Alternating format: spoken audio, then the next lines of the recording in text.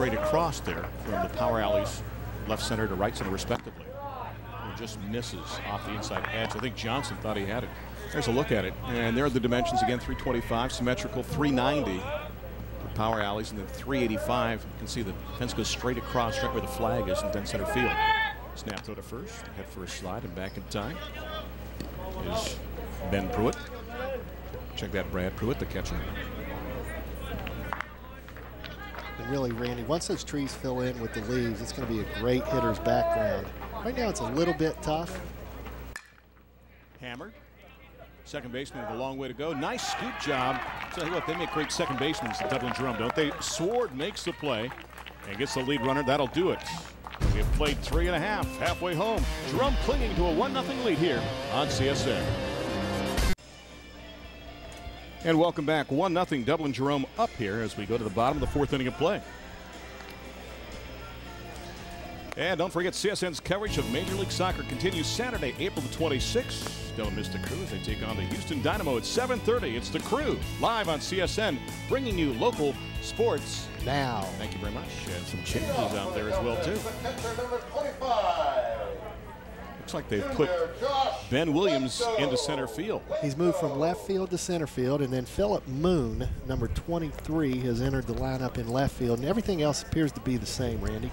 All right, and you know what I'm going to go out on a limb and say here? I'm going to say that happened because they checked the blood sugar levels of one Kyle Mish in center field, and perhaps they saw something that they wanted to go ahead and rectify, so that's probably why he came out of this contest. Right, now keep in mind, Randy, with the high school rules, your starters can re-enter one time after they've been taken out, but they have to go back in the same batting order, and Mish is the number 3 hitter. Grounded out to the pitcher the last time. And it would be the bottom of the order due up, by the way.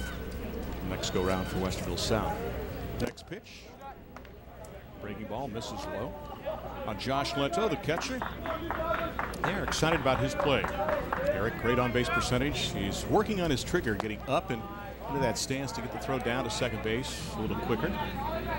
Played travel ball for a long time with the Dublin Green Sox, on his Vipers in the past. Because he was hit by a pitch back in the second inning. That one stays high. And for the second time, without the benefit of a hit, he is aboard in this game. Yeah, Robbins is not happy. He knows he just missed with a couple of those pitches there. You see him shaking his head and talking to himself, but now he's just got to come back, work the ball down, Randy. You mentioned at the start of the game that he is a pop-up, fly-out pitcher, but what he has to do is work the ball down, try to get a double play here. His infield's done a pretty good job thus far. Throw to first, and Lento back in time. Lento 2 for 2 in the stolen base category coming into this contest, and draws the throw again. How many times have you seen 6 throws to first base when catchers were on?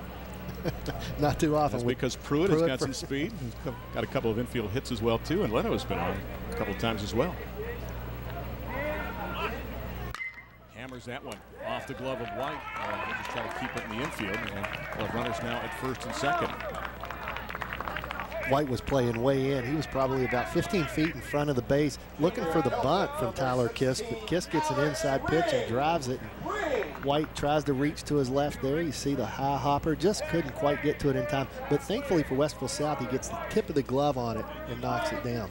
So Keist is aboard. We'll score that an infield hit. I didn't see a thumb out of the dugout there to give us a yay or a nay. So we'll call that an infield hit. First and second, nobody out now. Keist is down at first, Leno at second for Alex Ring. Grounded out, third to first. Wheel play is on. That was interesting. This throw down to third, and it goes sailing down the left field line. And Leno didn't see it at first. Boy, the rotation was on, but it was kind of slow. And did you see that the shortstop had to go in front of the runner to get the third base? I just wonder if that was a fake bunt steal, because the runners were going on the pitch. At least the runner from first, Tyler Kist, he was taken off on that pitch. So now runners at second and third as they're both going on the play. And still in a situation with nobody out. With Ring of the plate. Good stop by Pruitt there on that one. But that was a tough play. And the other thing you have to remember, too, is I know you're anxious, but when you're covering that third base bag, do not take your eye off the baseball. And I think the throw was a little high, but just for a split second, the look down at the runner caused the shortstop covering to miss the ball, and it sailed into left field. So runners at second and third now with Ring at the plate. I think I mentioned Tyler Keist is out at second base with that stolen base as well. I mentioned Kist, but it is Keist. Here's the 3-0 now. Bender in there for a strike to Ring with that ground out, his first go round, and Polo on deck as Robbins goes to the little knuckle curve there almost. Don't really see that too often on 3-0, but he didn't want to get him anything to hit. There's another one. Tries to nibble inside, just misses too far inside, and now the bases are loaded for Jason Polo. So as you reflect, really, it didn't hurt him because there was a walk, an infield hit, and a walk. Either way, the bases would be loaded, and all this now for Mr. Polo, who, by the way, has the 2 homers on the campaign for the Celtics. A fly out to right field, his first go round to Jake Wilson. And takes a hack of that one and sends it first base side and out of play. And oddly enough, Randy's in the 8-hole. Batting number 8 in this lineup, but this is a great spot for him to come up with the bases loaded, no one out. He's looking to get a pitch up that he can drive. This really plays against Eric Robbins' strength of being a fly ball pitcher because that can drive that run in. That's what they're looking for. So Polo would like to play long ball, or at least get a base hit. One is in there low. Robbins comes off the mound. Looks at the dirt for a second and sees the count even. Now at a ball and a strike. We're in the bottom of the 4th inning. Celtics up 1-0, looking for more. Good stop by Pruitt. He's paid the price behind the plate. Outfield pretty much straight away. Here the breeze picking up slightly. Chris Huseman telling Polo, look for something good, something right down the middle of the plate about belt high. And don't we have Palumbo out? Yep. Coach Palumbo is coming out to have a quick conversation with our home plate umpire in Rod Sink, and as he does that, the hitter then, Jason Polo, will talk to third base coach and head coach Chris Huseman. And here comes Tim Bates now. They're missing everyone but you and me, Randy. You know, we've had everything in this game pretty much, except the touchback. And a safety. Center field. Williams makes the catch. The runner from third tags. Leto's coming home, and here's the throw, the relay to the plate, the play, and he is out at the plate. Nicely done. Good throw from center field by Williams, and then a good job as well by Landis to get it to Pruitt to get Leto at the plate. Good shot of Ben Williams out there. Did an excellent job of getting behind the baseball and coming forward as he releases it. Let's see if we get a good jump here from the runner, Lento. Chris Huseman helping him out by yelling go, and struggling a little bit to get to the plate. Excellent throw and relay by the first baseman. 8-3-2, 2 outs now with runners at first and second. And a chance now for the Wildcats to get out of this frame. And can Robbins get there in time? He does so. Nicely done by Eric on the scoop from Landis, and that'll do it. They extricate themselves with bases loaded and nobody out. It's still 1-0 here on CSN. Gorgeous day for baseball, and isn't any day a gorgeous day for baseball in Central Ohio, and especially when you can watch it right here on Columbus Sports Network. Randy Reinhardt alongside Eric Welch, our statistician is always Steve Bassford. As we go to the 5th inning of play, with all that we've seen in this contest, it's still 1-0. You can see what Neil Johnson has done so far. 64 pitches, is that a little high for 4 frames so far? That's not too bad, Randy, but here's what I want to point out. The 3 hits, none of them have left the infield.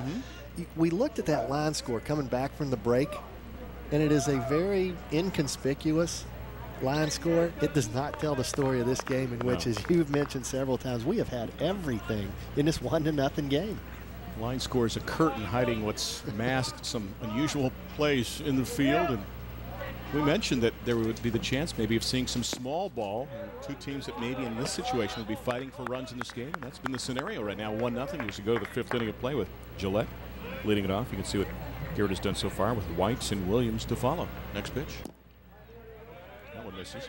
Well, we really have seen the small ball. We've seen some fake bunts, hit and runs, some bunt attempts, some stolen base attempts, some stolen bases. We've also seen small ball by the defense, trying to pick players off. We saw the great throw from the outfielder, Ben Williams. Couple of hops, nicely done by Schilling down at third, but a high throw, and hopping back on the bag is King in time for the play. Well, Schilling was able to get his body there to block the ball in case he got by him, but then when he was able to right himself, he had too much on it. But King, a great athlete down at first base, also has a good frame, was able to snare that one and get his foot on the bag in time before Gillette got there for out number 1.